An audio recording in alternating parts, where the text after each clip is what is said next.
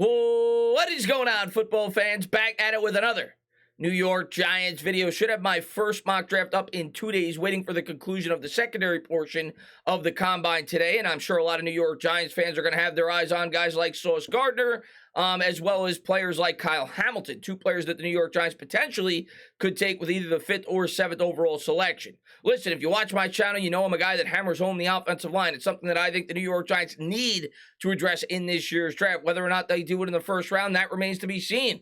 If a guy like a Kvon who's off the board along with Evan Neal, it's entirely possible the New York Giants could potentially double up on the defensive side of the football if they feel that those players are much better than anybody else on their board. Other potential offensive linemen they could take there are players like Charles Cross that they could take at 5th and 7th overall. And I'm still strongly on the offensive line train, believe me, but would I be open to potentially taking a dominant edge rusher like Kayvon Thibodeau at 5th overall if he were to fall? Yeah, damn right I would. Kayvon Thibodeau is a guy that's been touted as the #1 prospect in this draft for like the last 2 years in this draft class, and he's fallen down a little bit. We'll talk about some of the things that people have pointed out that they feel could potentially be some concerns and why he may actually fall to the New York Giants at 5th overall. And if he does, would the New York Giants grab him? That remains to be seen, but he would certainly be a guy that would excite a lot of New York Giants fans if you were to grab him. Another guy we're going to talk about, and a guy we're going to start with,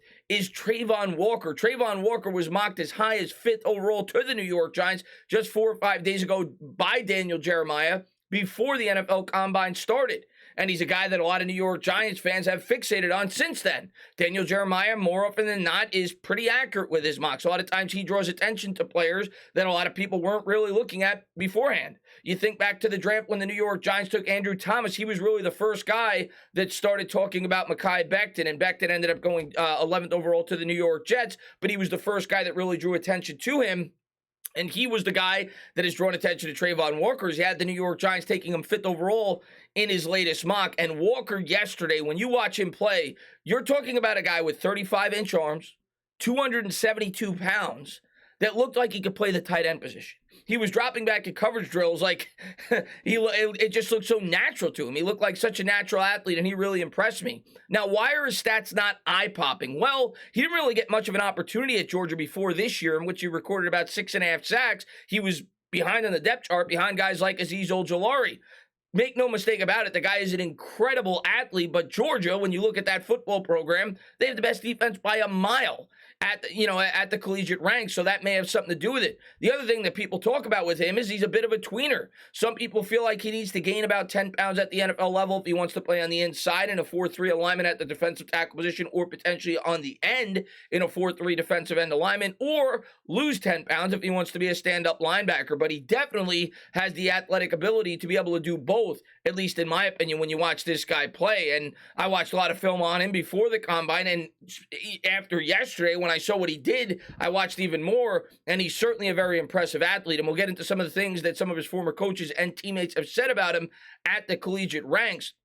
But here's Trayvon Walker, listed as a defensive end, standing at 6'5", 272 pounds, 35.5-inch arms, 10.75 on the hands. And like I said, he ran a 4.51 40 time. He definitely had the most impressive combine, at least in my opinion, among anybody at the defensive end position. He certainly helped increase his draft stock. I think it's very possible he's going to go in the top 10 of this year's draft.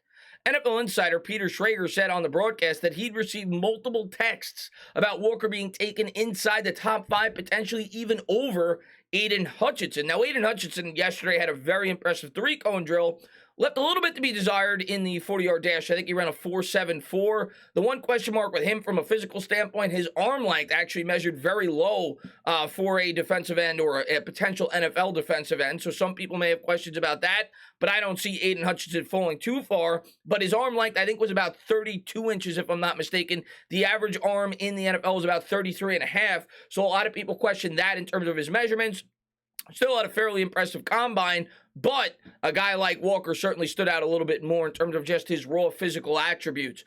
Got this from Sports Illustrated. Trayvon Walker, a 4.51 40 time, 1.62 on the 10-yard split. He had a 6.89 3-cone drill, a 4.32 short shuttle, a 35.5 vertical, and 10 foot 4 inches on the broad jump, which I believe was also higher than Aiden Hutchinson. Walker's performance was so impressive that it has some talking about him being a potential contender for the Lions at number 2 overall. If this seems like an overreaction after a workout, I want to point out to you the fact that the Athletic's Dane Brugler, arguably the best draft analyst in the game, has been singing Walker's praises for months now and had him ranked as the 6th best player in the pre-combine rankings. And a lot of people said good things about him before the combine. All you need to know about Trayvon Walker from an athletic standpoint is as a true freshman, Walker was featured on kickoff coverage for Georgia.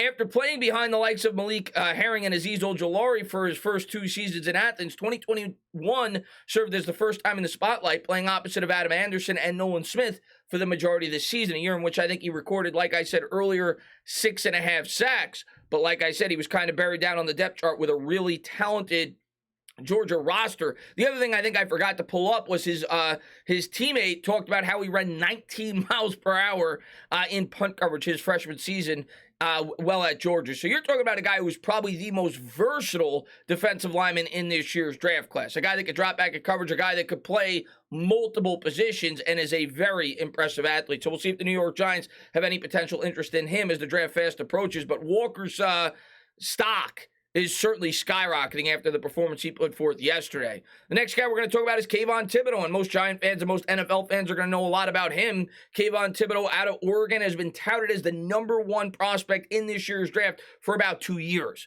Only recently has he started to drop on some of these mocks. I've actually seen him drop as far as number 7 to the New York Giants in a couple of mocks where the Giants pass on him at 5, but they still get him at 7.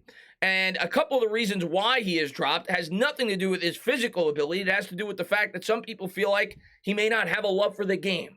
A lot of people have frequently compared him to Jadeveon Clowney in that aspect. Clowney actually had probably the most impressive combine for any defensive end, maybe ever. It was that impressive. I think he ran like a 1.54 or 1.55 10-yard split. He had an even faster 40 time than Kayvon Thibodeaux at an even higher weight. He weighed about 265, 270 pounds compared to Thibodeau's 254. Not to take any credit away from Thibodeaux, he was certainly very impressive as well. He ran a 1.59 10-yard split along with a 4.58, if I'm not mistaken, 40 times. So both very impressive. But Clowney, of course, never quite lived up to the expectations at the NFL level, and a lot of people have started to make those comparisons that may not want Kayvon Thibodeaux to Jadeveon Clowney, and they feel like he may not measure up at the NFL level. But from a physical skill standpoint, he is, in my opinion, the guy with the most upside at the edge rusher position in this year's draft. And if the New York Giants could snag him at 5, and they believe in his coaching staff, and they think he could have that work ethic, I think he's a slam dunk pick for the New York Giants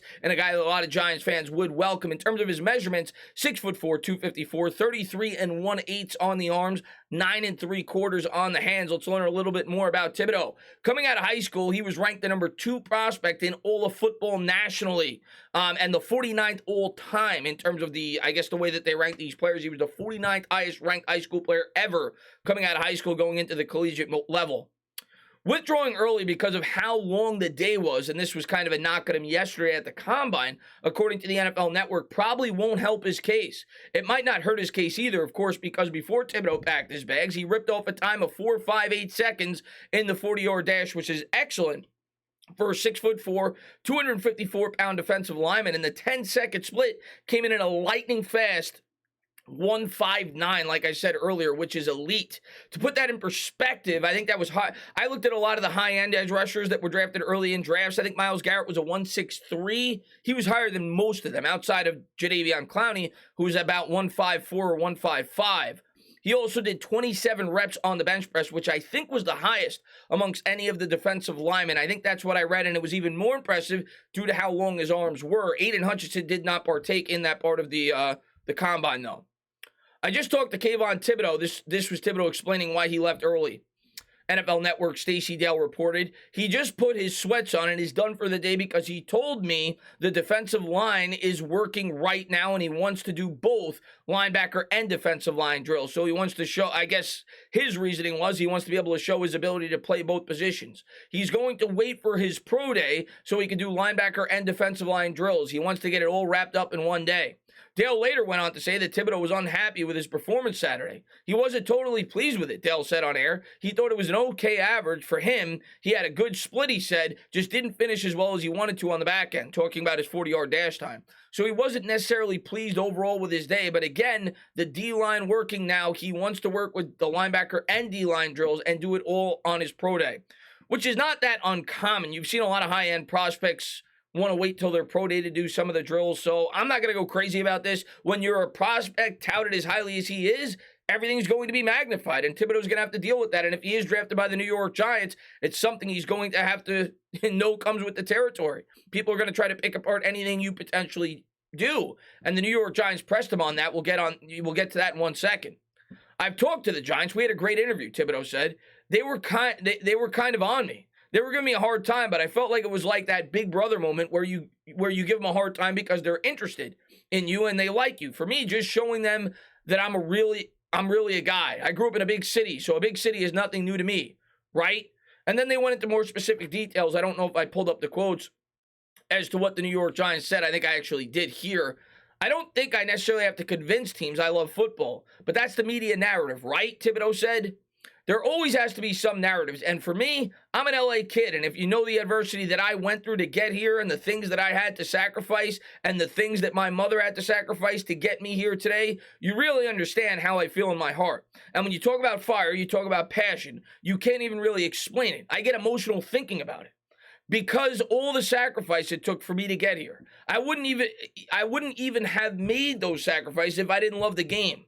So I'm blessed to be here. I'm just happy these teams want to talk to me and get to know me. And I thought that was a really good answer by Thibodeau. And a lot of people gave Kayvon a lot of credit of how he dealt with the media. One thing that the New York Giants pressed him on was basically saying, listen, if you get off to a poor start with the team, how are you going to handle the media? We all remember with Andrew Thomas, after 4 or 5 weeks, the fans and the media were calling him a bust. Something that Kayvon Thibodeau would certainly have to deal with if he was drafted by the Giants or potentially the Jets, a team picking in front of the Giants. However, Thibodeau suffered an ankle sprain in Oregon's season opener. It's an injury that can linger for months. Thibodeau knew from the beginning he would be a top 10 pick in 2022, making it a greater risk to play nonstop on a bad ankle. Given there seemed to be no character concerns with Thibodeau, these small worries about motor shouldn't impact his draft stock too much. And I think that's why you saw Aiden Hutchinson, jump above him in a lot of these mocks. Aiden Hutchinson had a more impressive year last year due to the fact that he had to. Aiden Hutchinson was not ranked, I think, in the top 100 prospects coming into this year for this year's upcoming draft, and then he had a monstrous season with the Michigan Wolverines. Thibodeau already knew that he was penciled in to be a top 10 pick, and he didn't want to mess with a potential injury, which, quite frankly, I can't really blame him on, but I think that goes back to the Jadeveon Clowney comparison, because Clowney kind of went through the same thing. Pro Football Network's Tony Pauline wrote that there is a belief from scouts and evaluators at the NFL Combine that Thibodeau doesn't play with the same fire as some other top prospects. The issues with his motor, and seemingly backed up by people affiliated with the Ducks football program, who said that the talented pass rusher gave up on plays too easily. And whether or not that has to do with the fact that he doesn't have a love for the game or he lacks a motor, or the fact that he knew he was going to be making millions of dollars at the NFL level and he didn't want to mess with that due to the fact that he had an injury early in his junior season, maybe it's a little bit in the middle. Who knows? It's NFL draft time. Newspapers, writers are looking for stories to talk about. You're going to see a lot of fluctuations in these mock drafts leading up to it. All I can tell you is this. Kayvon Thibodeau, to me, probably has the highest ceiling of any edge rusher in this year's draft class. He has all the measurables. He's a freak athlete. And if the New York Giants could take him at 5th overall, as long as he checks out the character concerns, he's a guy you have to think long and hard about. You think about a player last year that a lot of people said had character concerns. Micah Parsons. How did that turn out for the Dallas Cowboys? If Thibodeau could play and the New York Giants could snag him at 5, they better think long and hard about doing it. As far as Walker goes, that guy really impressed me yesterday. I'll tell you that right now. Very versatile and definitely a guy that I could see flourishing at the NFL level. Whether or not the New York Giants take him, that remains to be seen. But both of these players potentially could be Giants come late April. We'll have to wait and see how it all plays out. I got my fingers crossed on Tibbs. As always, guys, if you like what you watch, please subscribe. Drop a comment. Maybe give me a little thumbs up. Cheers.